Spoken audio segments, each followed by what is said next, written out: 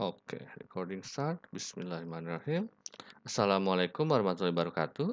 Perkenalkan, nama saya adalah Rizky Aditya Surya Pratama, SSI MT. Lalu untuk mata kuliah struktur dan fungsi biomolekul atau saya singkat SBM ini, di pertemuan ketiga, saya akan menjelaskan tentang protein. Jadi secara struktur dan juga fungsinya dari protein ini. Oke, kira-kira seperti itu inti dari video kali ini. Sebelum saya jelaskan materinya, mari kita tonton dulu video singkat mengenai protein, di mana sumbernya dari Ricochet Science YouTube channel. Oke, mari kita tonton saja dulu. Ini dia.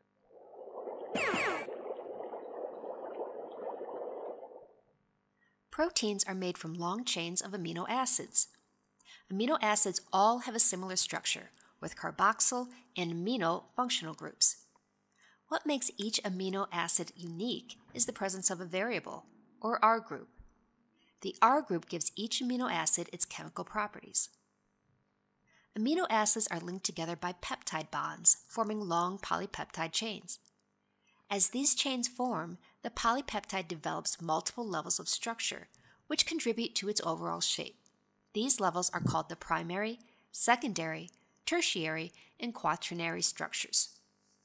The primary structure is the order of amino acids in the polypeptide chain. Amino acids can be likened to letters in the alphabet. Just as thousands of words could be constructed by varying the 26 letters in our alphabet, so too can different proteins be created by varying the number and sequence of just 20 amino acids. The secondary structure refers to the pleated sheet or helix that a protein chain can form due to hydrogen bonding and other chemical attractions between the R groups of nearby amino acids. The overall shape of a polypeptide is called its tertiary structure. This level of structure is created when the secondary structure folds and twists upon itself. The tertiary structure is held in place by a variety of bonds and interactions that form between the R groups of the amino acids in the chain. Once polypeptides have formed a tertiary structure, they are commonly referred to as proteins.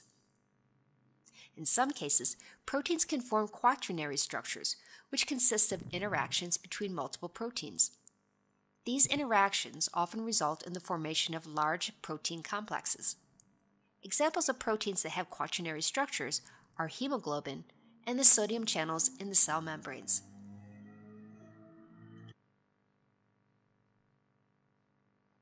Oke, itu sekilas mengenai protein, terutama dari pembentuknya itu asam amino yang sudah saya jelaskan di materi sebelumnya, dan juga strukturnya, mulai dari yang primer, sekunder, tersier, sampai kuaterner yang paling rumitnya. Oke, saya mulai penjelasannya dari definisi protein itu sendiri. Jadi, apa itu protein? By definition, protein adalah suatu polimer dari asam amino yang dihubungkan dengan ikatan peptida yang mengandung unsur-unsur CHO dan N. Proporsinya adalah sebagai berikut ini.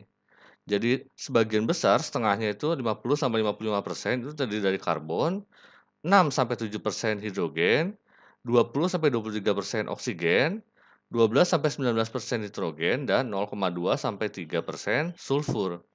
Itu kira-kira senyawa pembentuk protein ini. Lalu next adalah ikatan peptida. Jadi tadi saya jelaskan protein ini merupakan suatu polimer yang terbentuk dari asam amino yang terikat oleh ikatan peptida.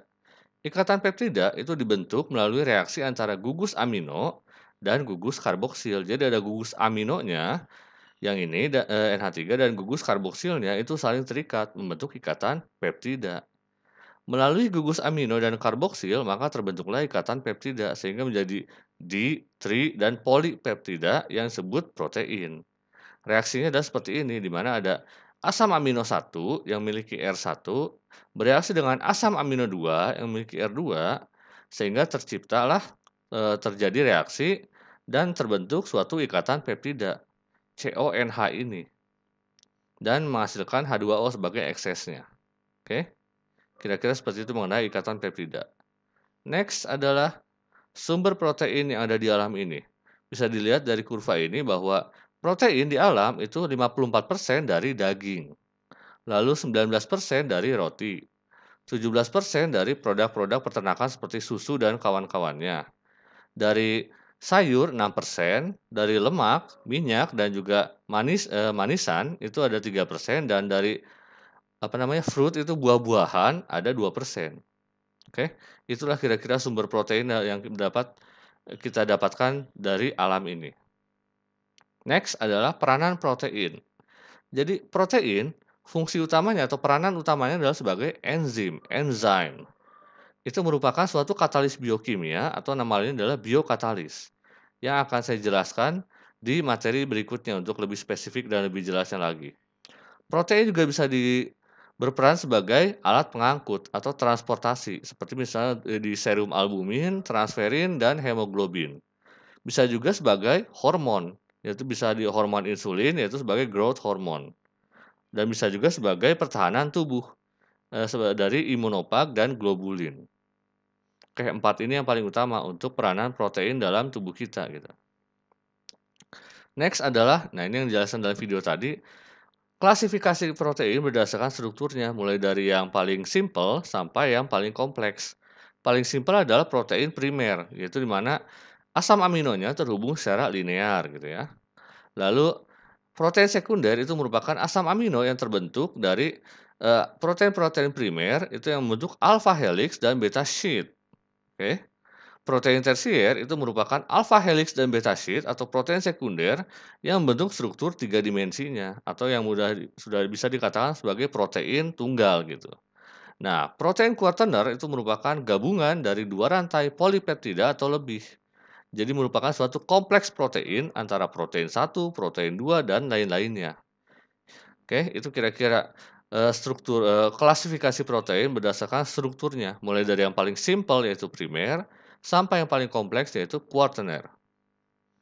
Next adalah reaksi protein.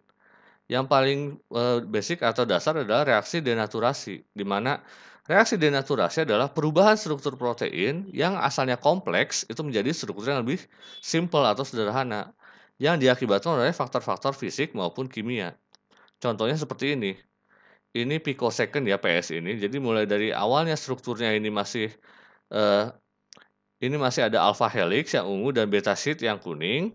Setelah diberikan faktor fisik maupun kimia, maka lama-kelamaan setelah 5.000 PS dia akan menyisakan alpha helix saja dan beta sheet-nya sudah hilang. Jadi mulai dari 1.000 PS sudah strukturnya sudah mulai rusak, lalu 1.500 PS mengerucut lagi, 2.500 PS sudah mulai lepas struktur-strukturnya yang asalnya 3 dimensi menjadi struktur yang lebih linear, 3.000 PS makin lepas, 3.500 makin merenggang, 4.000 PS sudah mulai hilang beta sheet-nya, sampai 5.000 PS sudah tinggal alpha helix-nya saja dan tinggal struktur linearnya saja gitu.